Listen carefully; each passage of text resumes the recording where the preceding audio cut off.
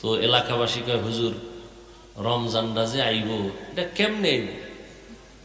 কয়টা পশ্চিম দিক থেকে আসবে, সবাই লাডি লুডি লয়ে রেডি, রমজানের এই এলাকায় ঢুকতে দেব না। আজকে একটা ঘটনা পড়ছি, হাকিম আক্তার সাহেব রহমতুল্লাহ আলাইহি লেখছেন তার কিতাবে। এক হুজুর বলে এক এলাকায় এসে ওয়াজ করতে রোজার আগে আগে। তো এই কইছে, এই মিয়ারা আপনারা সবাই রেডি হন, রমজান আসতেছে। কি আসতেছে? রমজান। সবাই রোজা রাখবেন। তো এলাকার মানুষ এতটাই যে মূর্খ, জাহেল, এরা বুঝে না রোজা জিনিসটা কি।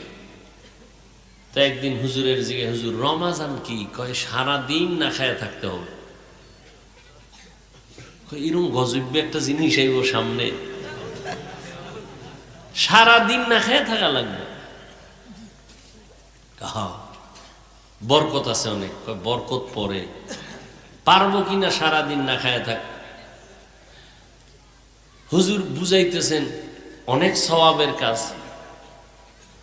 তো কিছুদিন বয়ান টয়ান করে আরো 2 দিন থেকে রোজার আগে আগে বাড়ি যাইতেছেন। তো এলাকাবাসী কয় হুজুর রমজানটা যে আইব এটা কেমনে আইব? কয়টা পশ্চিম দিক থেকে আসবে। কোন দিক থেকে? তার মানে কি চাঁদ উঠবে পশ্চিম দিক থেকে। কত কবে আইবে রমজানটা? কই যে শাবান চলে 29 বা 30 তারিখ। তাই কহ, ঠিক আছে। হুজুরে গেছি গা, হুজুরের থেকে যাই না রাখছে পশ্চিম দিক থেকে রমজান আইব।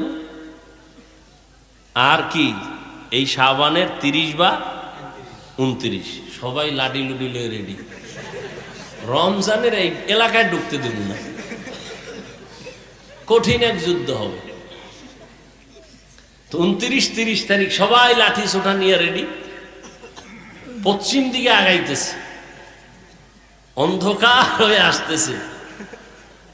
এর মধ্যে কিছু দূর যায়, দেখে এক বেচারা উটনির রাখাল, উটের কিছুগুলো উট নিয়ে আসতেছে। কই মনে হয় যে রমজান আইতেছে, আইও আইও। কাছাকাছি কয় ভাই তোমার নাম কি? কয় আমার নাম রমজান আলী। তোমার কথা কইছে, হুজুরে তোমার কথা বলছে। আর দেরি নেই, এলাকাবাসী বুঝেন গণভিডা, জীবন যাক না খাওয়ানি। তুমি আইলে আমরা না খাই থাকতে হবে সারা দিন, না এই গজব এলাকায় ঢুকতে যাওয়া যাবে। পিডে বেউস বানায় গেছে। হুজুরে রমজানের পরে আসছে এলাকায়, আবার মাঝে মাঝে আসে মানুষকে দাওয়াত দিতে। কি হালাত আপনাদের এলাকাবাসী যে রমজানের কথা বলছিলাম, কয় আলহামদুলিল্লাহ হুজুর আপনার দোয়ায়, আর এলাকায় ঢুকতে দেই নেই। কঠিন ভাবে সাইজ করছে। ওর যদি খোদায় কবুল করে, ওর হায়াতের আম এলাকায় ঢুকবে না এই রমজান। হাকিমুল উম্মাহ হাকিম আখতার রহমতুল্লাহ আলাইহি তিনি বলেন যে মানুষ বুঝার ভুলে ভালো জিনিসটাকে খারাপ দিকে নিয়ে যায়। রমজান কত বরকতের মিয়া, আল্লাহর শুকর আদায় করি। 6 বছর বয়স থেকে আলহামদুলিল্লাহ আমার আব্বা আম্মা খুব মজবুত। পৃথিবীতে বহু বাপ দেখছি সন্তান সাইজ করার জন্য, শাসন করার জন্য অদ্বিতীয় আমার এক বাপ। মানুষ বলে হুজুর ছেলেরে বুঝায় পারি না। এমনি তোমার বাপটা আমার বাবার মতো হইলে কোন সন্তান উল্টা পাল্টা করে? যে আল্লাহ আমাকেও সন্তান দিছে, আল্লাহর কসম করে বলছে। আমি কোনোদিন এটা বকা দিতে হয় না, শুধু চোখ গরমে ওরা সাইজ। আপনাকে আমি বুঝাইতে পারবো না। আর আপনি ওয়াজে আইসাও কপাল খারাপ, ছেলে কইছে আমার জন্য কিছু নিয়ে আই। এই ওয়াজের ফ্যান্ডেলাই একটা পুতুল কিনছে, পুতুল। এবার মাছের ছবি প্লাস্টিকের, ওয়াজের থেকে এটারে ডুলাইতে ডুলাইতে যায়। কই তো নাই, দেখো ওয়াজের থেকে। ওই ওয়াজের ফল, মাছ কিনে ওয়াজের থেকে বাড়ি যায়। পুতুল কিনে যায় অজের থেকে বাড়ি।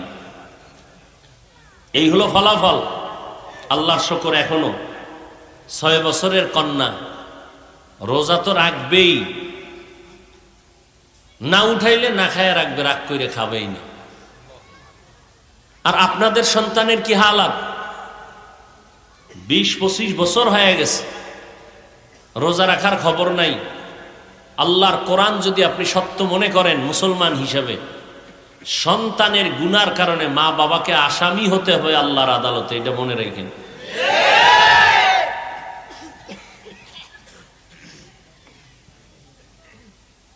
ইয়া আইয়ুহাল্লাযীনা আমানু কুতিবা আলাইকুমুস সিয়ামু কামা কুতিবা আলাল্লাযীনা মিন ক্বাবলিকুম লাআল্লাকুম তাত্তাকুন। তাকওয়া অর্জনের মাস রমজান মুবারক, এত বরকতের মাস। নবী বলেন, একটা জন্মগত কাক জন্মলগ্ন থেকে যদি উড়া শুরু করে 1000 বছর নিম্নে কাকের হায়াত। 1000 বছর পর্যন্ত যদি একটা কাক জন্ম থেকে উড়তে থাকে, উড়ে উড়ে সামন দিকে যায়, 1000 বছর উড়তে উড়তে কত দূর যাবে কম্পিউটারে হিসাব মিলাও।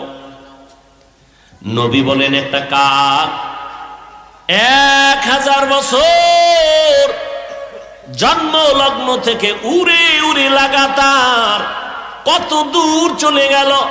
একটা রোজাদার একটা রোজার বরকতে জাহান্নামের আগুন থেকে তত দূরে পেছনে চলে যাবে। এটা এক রোজার ফায়দা, এক রোজার লাভ। হাসান বসরি বলতেছেন, এক রোজার এত দাম, প্রতি রোজার রাতে আমার আল্লাহ 6 লক্ষ জাহান্নামীকে জান্নাতি বলে ঘোষণা দেন। এক এক রাতে কত? এভাবে হতে হতে হতে হতে 29 রমজান, কালকে ঈদ। ওই রাত্রে পুরা রমজানে যত লোককে মাফ করলেন, পুরা একসাথ কইরা তার ডবল মাফ হবে ওই এক রাতে। ও আল্লাহর বান্দারা, রোজাটা আপনার রোগের কেন কারণ বানাইলেন? বরং রোগের ঔষধ বানায় নেন। মালিকের বলেন, হে আল্লাহ, আমি রোজা ছাড়বো না, ভাঙবো না। তুমি রোজার বরকতে আমার গ্যাসের রোগ থেকে শেফা দান করো। তুমি আমার রোজার বরকতে আমার পেটের রোগ থেকে মুক্তি দাও। রোজার বরকতে আমার ডায়াবেটিস কমায়া দাও। রোজার বরকতে আল্লাহ তুমি আমার রুহানি পাওয়ার বাড়ায়া দাও। একজনে একটা ঘর তুলছে, পূর্ব দিকে একটা জানালা রাখছে। কি ভাই, আপনি জানালা পূর্ব দিকে কেন? বল ভাই, পূর্ব থেকে একটু আলো আসতে হবে না ঘরে? আর এক আল্লাহর বান্দা বলে, আমি আলোর জন্য রাখি না, আমি কোরআন শরীফ দেখবো আর পড়বো, এজন্য জানালা রাখছি। এজন্য নিয়ত বড় কঠিন। নিয়তের কারণে সওয়াবের কাজও গুনাহ হয়, নিয়তের কারণে দুনিয়ার কাজও আখেরাতের কাজ হয়ে যায়।